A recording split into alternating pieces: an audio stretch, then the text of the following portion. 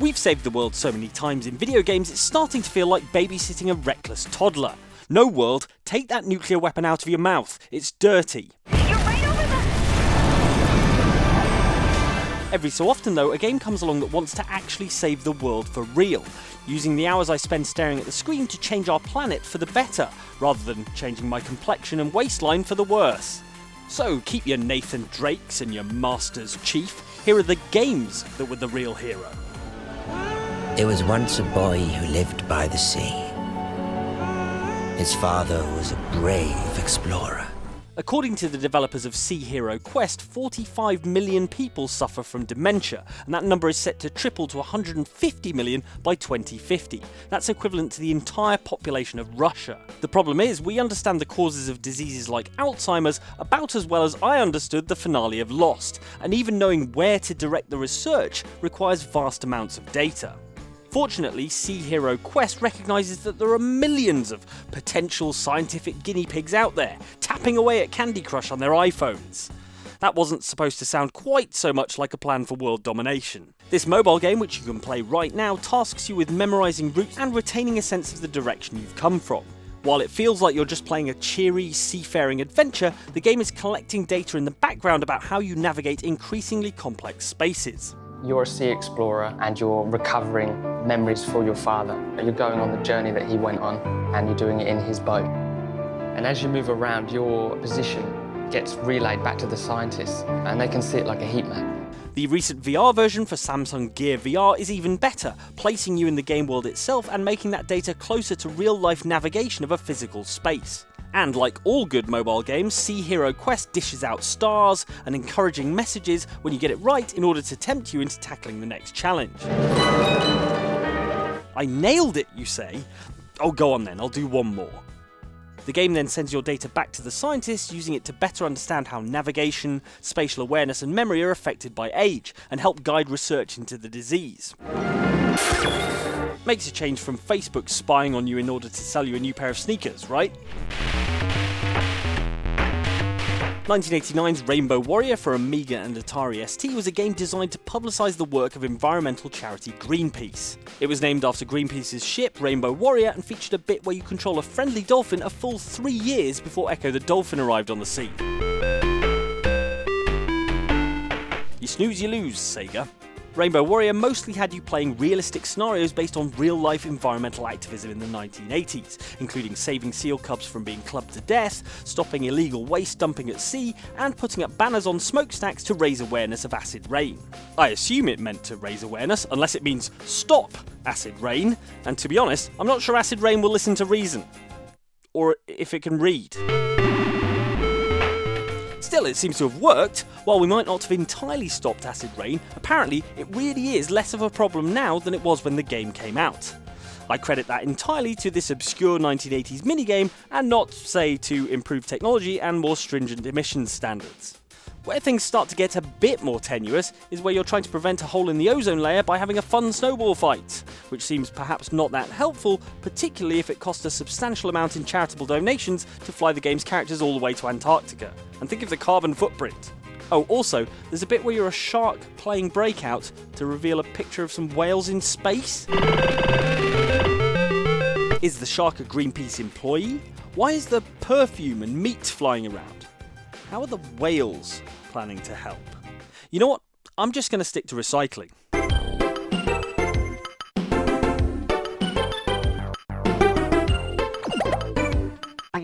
The best way to get kids to engage with an environmental message in the early 90s was to sneak that message into a Saturday morning cartoon. Wouldn't work nowadays, of course. You'd have to name a Pokemon Climate Change-a-Chew or something. Back in the era before Minecraft YouTube though, millions of kids tuned in to watch Captain Planet and the Planeteers, and even the lead character's awful green mullet hairstyle couldn't put them off. It seemed only natural to reinforce that message with a video game that allowed kids to battle pollution themselves.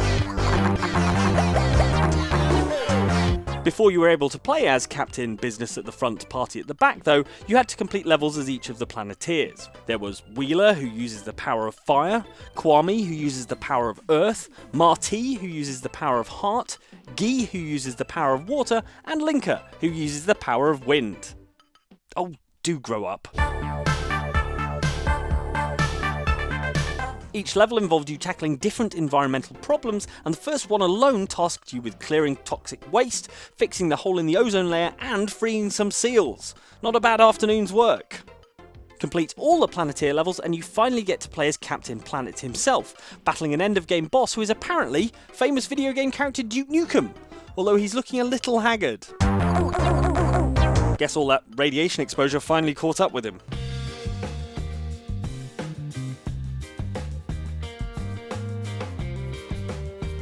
Games are supposed to be fun, right?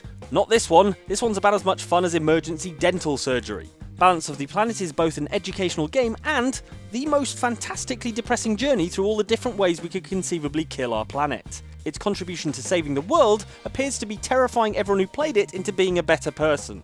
It casts you as the UN's High Commissioner of the Environment, and by tweaking taxes and government funding over the course of 9 5-year terms, you can attempt to prevent the planet slipping into chaos. It's just like having an extremely stressful job. Still, if you're pleased with that 8-kill game in Fortnite, wait until you've killed a few 100,000 people from heavy metal deaths. Nowhere near as rock and roll as they sound. Finish a game of Balance the Planet and you'll get a detailed report praising your achievements and criticising you for your many failures, which can be as large scale as increasing global warming and as small scale as more people dying from falling off their roofs. Can't believe you're going to try and pin that one on me. Most importantly though, Balance of the Planet contained one of the most genius pieces of copy protection in the history of gaming. An adorable picture of the couple who put all their life savings into making the game, and a polite request not to copy it. Why do I feel like they're not angry? They're just disappointed. When suddenly...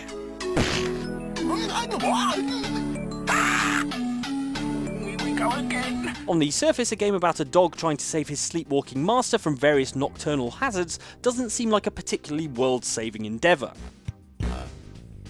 In fact, the game Sleepwalker, released in 1993, was designed to support charity Comic Relief's fundraising event Red Nose Day, back when it was possible to put together a full-price video game in time for a charity telethon. The theme of that year's show was tomatoes, which is why they are randomly inserted into the game with zero explanation as to their presence. There are also voice clips from Comic Relief comedians Lenny Henry and Harry Enfield. Look out below! And you collected letters to spell the word comic throughout the levels.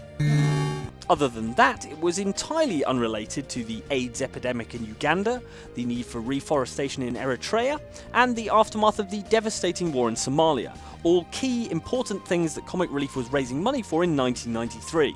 Probably for the best, given that the game stars a cartoon dog. Also, crucially, Sleepwalker was actually pretty good, rather than the cobbled together nonsense you might expect. Your character Ralph the dog was invincible, and you had to repeatedly put yourself in harm's way to avoid waking your sleepwalking human, which was a novel twist on the usual platforming formula. Hey, I said invincible, not incapable of feeling pain. Most importantly though, £4.32 from every copy of Sleepwalker sold went directly to the charity, which might not sound like much, but this was way back in 1993. In today's money, that's £851. No, wait, £8.51. Stupid decimal point. Each copy of the game also contained a sponsorship card so you could encourage friends and family to sponsor you to play the game for charity, which frankly sounds far more palatable than doing a marathon. They do say charity begins at home, and I'm going to interpret that as meaning I should stay indoors and play video games rather than doing any exercise at all.